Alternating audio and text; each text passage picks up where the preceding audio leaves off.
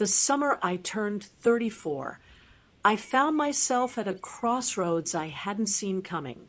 Life had settled into a predictable rhythm, mornings grading papers at the community college where I taught literature, evenings lost in novels that no longer held the solace they once did. I hadn't questioned the monotony until the presence of someone unexpected stirred something in me I wasn't prepared to confront.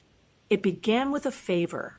My older sister, Caroline, asked me to let her stepson, Adrian, stay with me for a few weeks while she and her husband were abroad. Adrian had just turned 20, a quiet but perceptive young man studying architecture in New York. We'd never had more than polite exchanges at family gatherings. Him a lanky teenager lost in sketchbooks, me the perpetually single aunt with a penchant for oversharing at Thanksgiving. I agreed without thinking much of it. Temporary, harmless. When Adrian arrived, my apartment felt smaller, as if his presence shifted the air itself. He'd grown in the years since I'd last seen him. No longer a boy, but someone with a quiet confidence. His dark curls were slightly longer now, framing a face that carried an intensity one couldn't quite name. I hope this isn't too much trouble, he said that first evening, setting his duffel bag down by the couch. Not at all, I replied, watching as he scanned the apartment. Make yourself at home. He did, in ways I hadn't anticipated.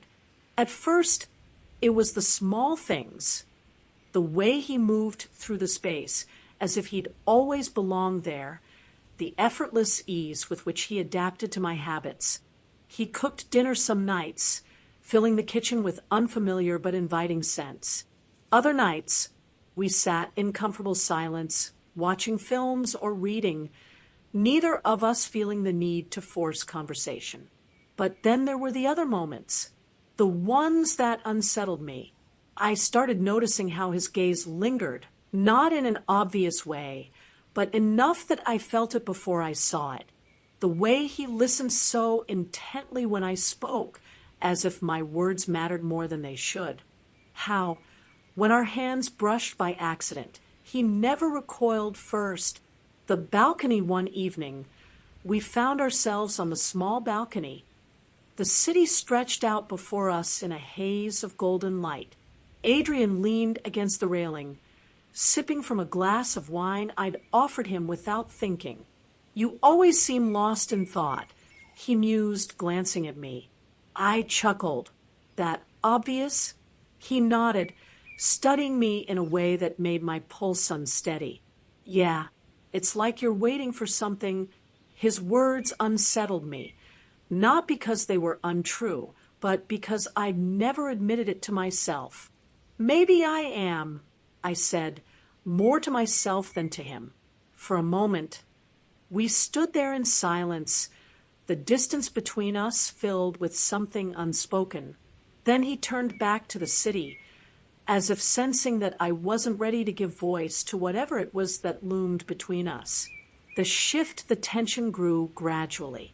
I found myself looking forward to our late-night conversations, to the sound of his laughter breaking through my carefully maintained solitude.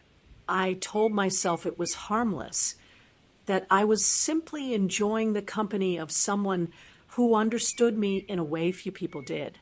But then there were the moments when it didn't feel harmless at all. One night, after a long evening spent talking over drinks, I reached for a glass at the same time he did.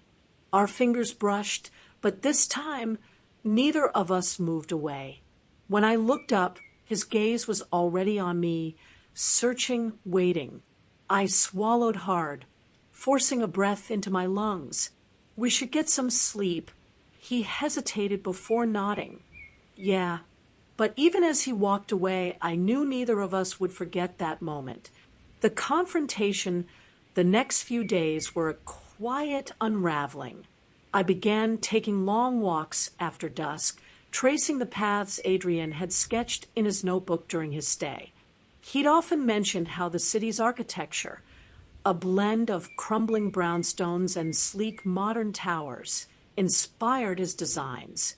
One evening, I found myself outside the art museum he'd praised, its glass facade shimmering under twilight. Inside, an exhibit on Frank Lloyd Wright caught my eye. Standing before a blueprint of falling water, I imagined Adrian beside me, his voice low with excitement as he explained the balance of form and function. The ache that followed was sharper than I expected. When I returned home that night, Adrian was sketching at the kitchen table, his glasses perched low on his nose. The air hummed with storm warnings and rain lashed the windows.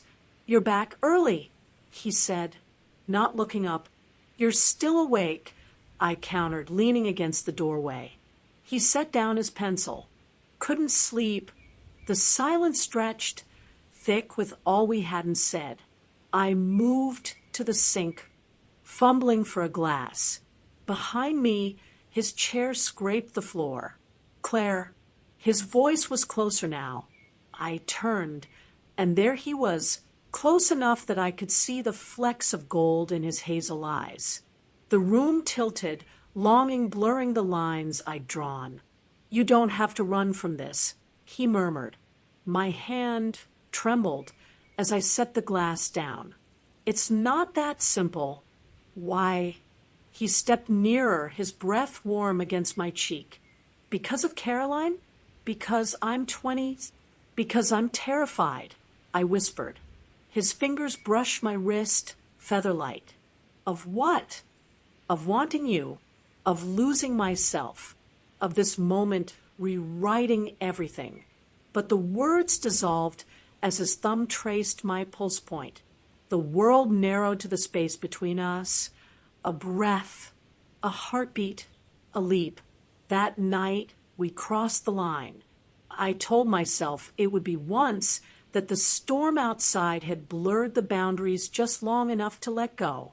But in the dim glow of the city lights filtering through the curtains, I knew I was lying to myself.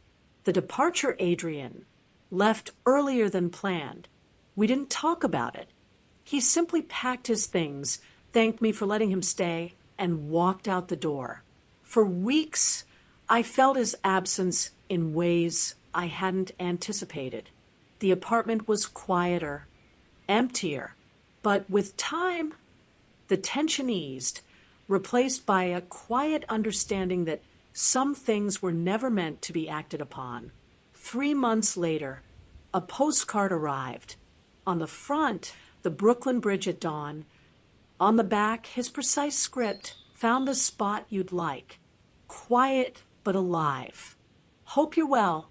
I tucked it into my mirror, its edges fraying over time.